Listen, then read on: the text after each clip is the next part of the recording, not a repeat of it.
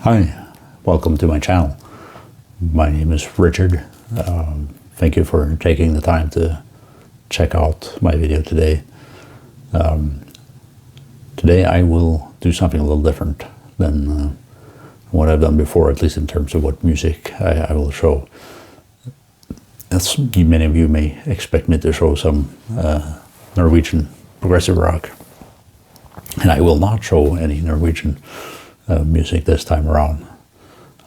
Though I may take at least one close by jump over to Sweden, but I will show 4 different records in different genres, and I will mention something about Norwegian progressive rock at the end of the video on some things I have on pre-order that may interest some of you guys that may check this video out. But I will start with some experimental electronic music. This is the album Cenizas, and I may mispronounce this, I apologize, but by artist, composer Nicolas Jaar, I believe. He is Chilean, so a Spanish pronunciation. Unfortunately, that doesn't help me too much. As I don't speak Spanish in a way worth mentioning, but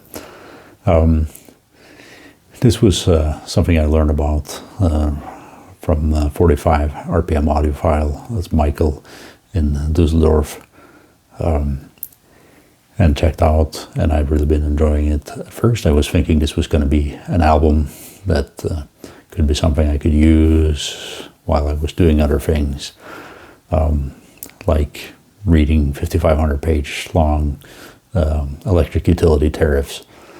This is not that album. It is too engaging, and the tariff is not all that engaging, so in some ways,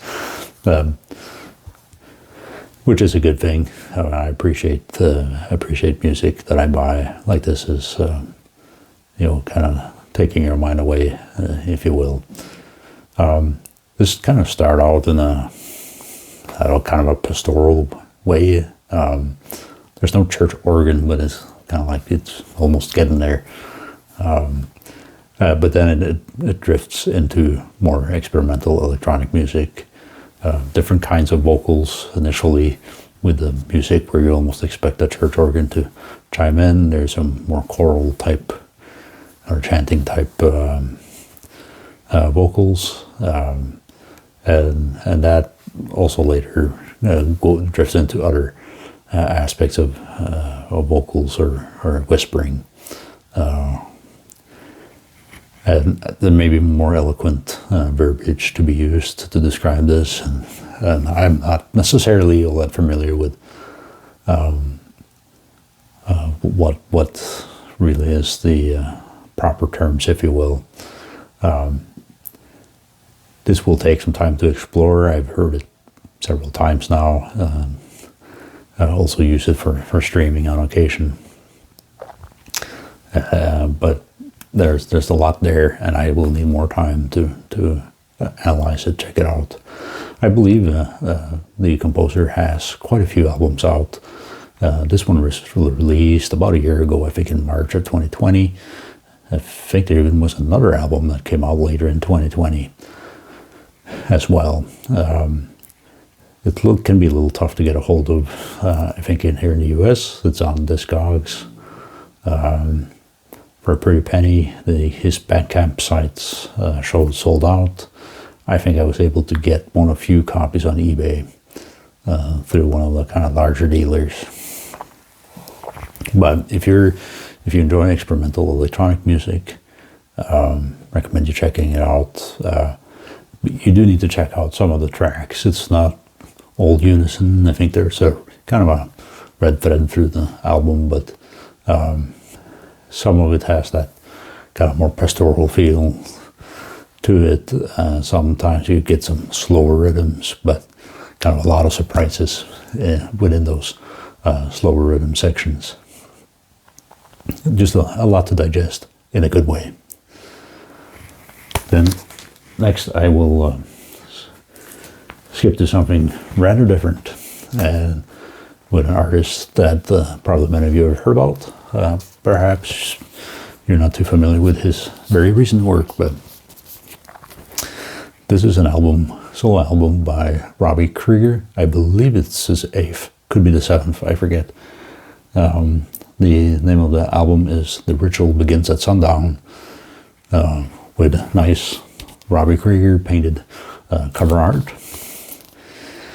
This is really a jazz album.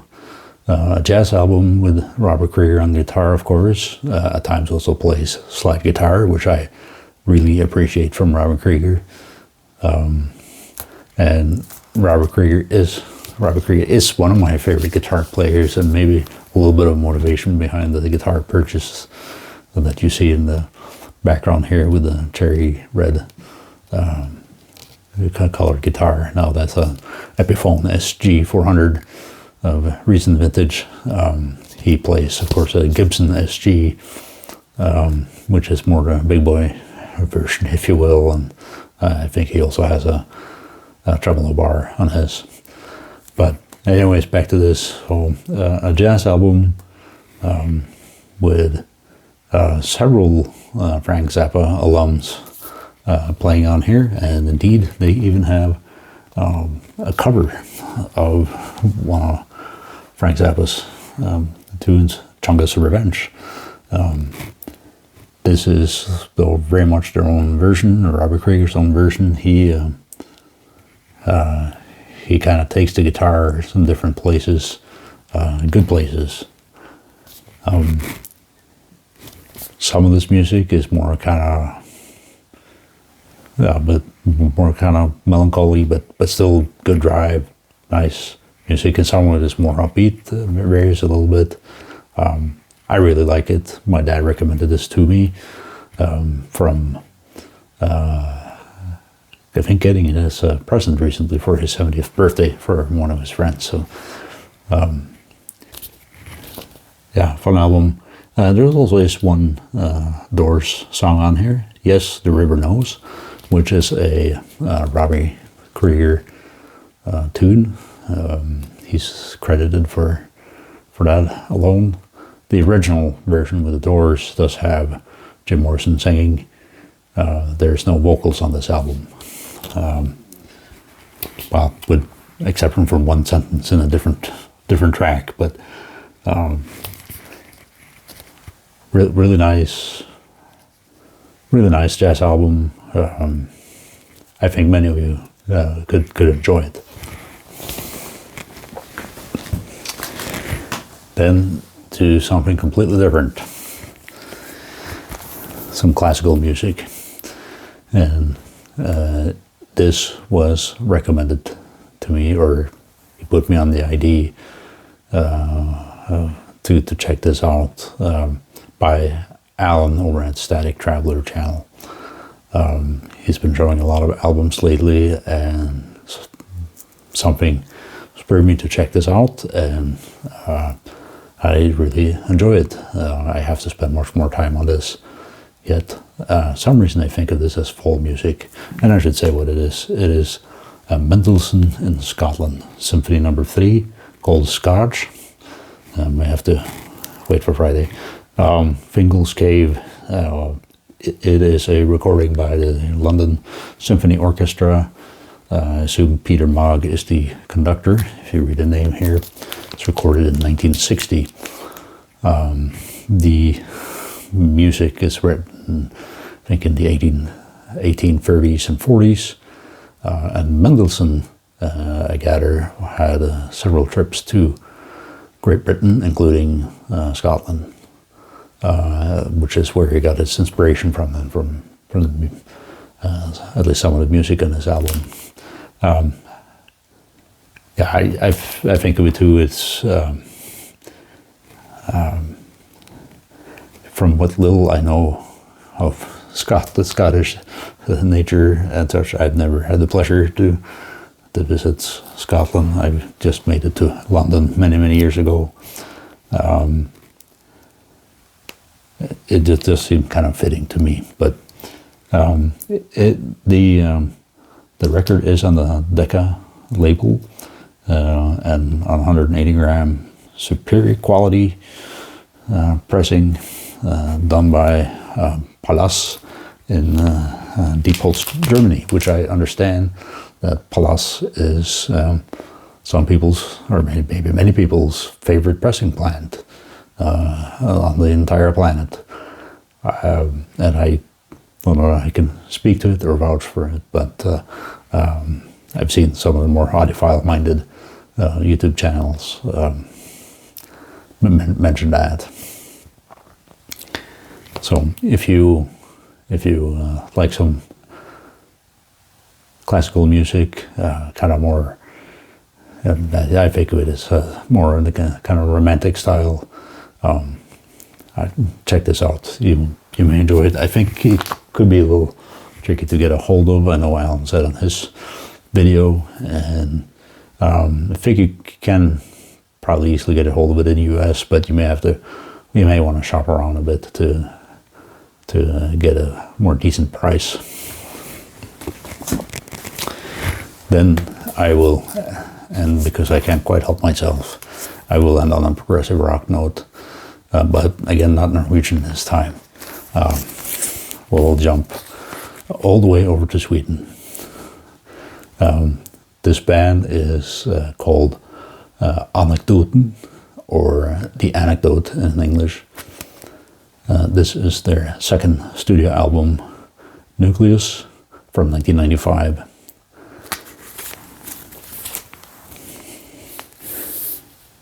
So the front side here is the heavy eyeball. I think this was a case where actually the LP was, I think it may have been less costly than the CD, which normally doesn't seem to be the case. And this is the brand new version. I think I maybe spent $11 or $12 on it, which I thought was pretty good for a 180 gram vinyl record that I do enjoy. I do have a much later album by Anekdoten on CD, and I wasn't quite sure what to expect. That album maybe was a little more mellow than I would have perhaps expected in terms of usage of instruments and such. This one started out as something that was pretty hard music, and I was wondering if I accidentally got a hold of some regional style in Swedish death metal instead, but it is not that. It just starts out hard, and if you do look at progarchives.com, a very good source for information about progressive rock, you will see that it's classified as hard progressive rock. I think there's also psychedelic rock elements in here, perhaps particularly in some of their instrumental tracks. Otherwise, kind of a darker, I think someone, in another review I read, mentioned something about kind of typical, more Swedish melancholy or type approach to music. And yeah, that may be correct. I grew up not that far from Sweden, so I don't know that I think of it as particularly Swedish, but I do really enjoy this. If you like heavier progressive rock, not familiar, this may be a good one to check out by Anekdoten. I think they have 5 or 6 albums in total, and I have more work to do to explore the rest of their catalog. I also say one thing in here, there's some atonality, which intrigues me, if it's done the right way and not just completely frivolous necessarily. But yeah, overall, enjoyable album, check it out. Again, for some reason the vinyl was a lot cheaper than the CD here, so maybe there's a bargain you can find too if this intrigues you. And then I thought I would end up just mentioning a few things I have on pre-order. And some of you may be aware of. But also I'll just do some quick mentions, maybe elaborate a little on one. First one I'll mention is the upcoming album, new studio album by Jordsjø, a Norwegian progressive rock band, or folk rock. Some has kind of mentioned them to be in the Canterbury style of progressive rock. Jordsjø means earth sea, if you're curious. And indeed, a lot of their tracks seem to be some kind of rooted in some nature experiences that they have. The album is called Pastoralia. It's being released, I think, either May 6th or 7th. I've seen some differences in dates and different places, but one of those 2 dates. It's available for pre-order. I did order it on blue vinyl from Charisma Records and their US website. They have a few things that is available to be shipped from the US. Cuts down on the shipping cost a bit. They do have 2 tracks out for streaming, and I have YouTube Music as kind of my streaming app if I'm not at home and have to deal with Bluetooth headphones and such. The first one that came out, Skumring I Quarsando, or Dusk in Quarsando, is a really excellent track. If you like Jordsjø, I do believe you will really enjoy that track in particular. The other one too, I just haven't had too much time to dwell into yet, but I do really look forward to their album, and I have a sneaking suspicion it could be a highlight of new music in 2021 for me, but of course there's still much left of the year. Next one I'll mention is Mollestad Trio, with Hedvig Mollestad on guitar. She has some solo albums out as well. I believe I showed her in the past. They can be quite heavy, but also have some calmer pieces, kind of a progressive jazz category music. I believe still available on playing with Rune Gramophone.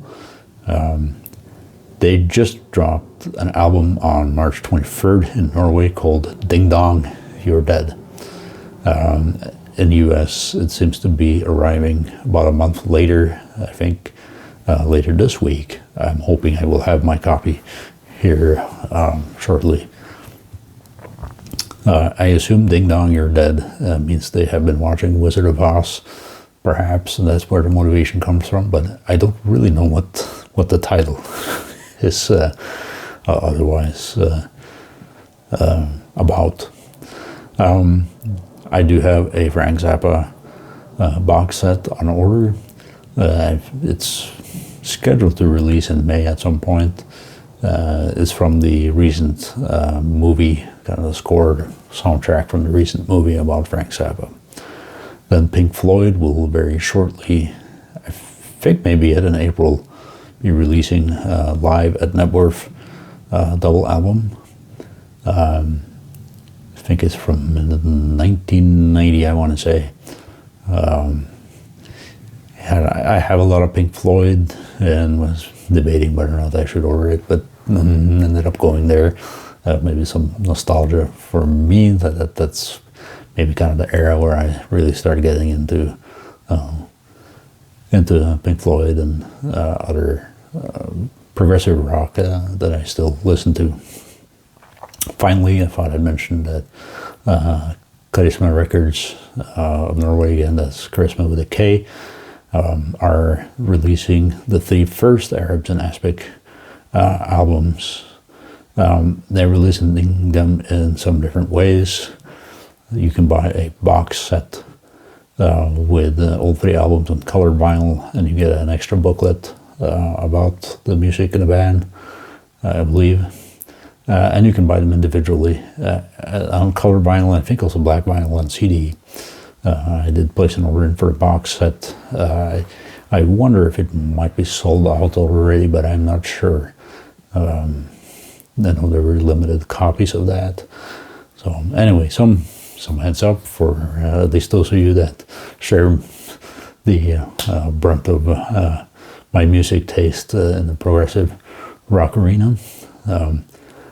That's all I had for this time. I appreciate you watching the video. Please feel free to drop some comments, and curious if you enjoy any of these albums, if you maybe know of other albums by any of these musicians that you recommend me to check out.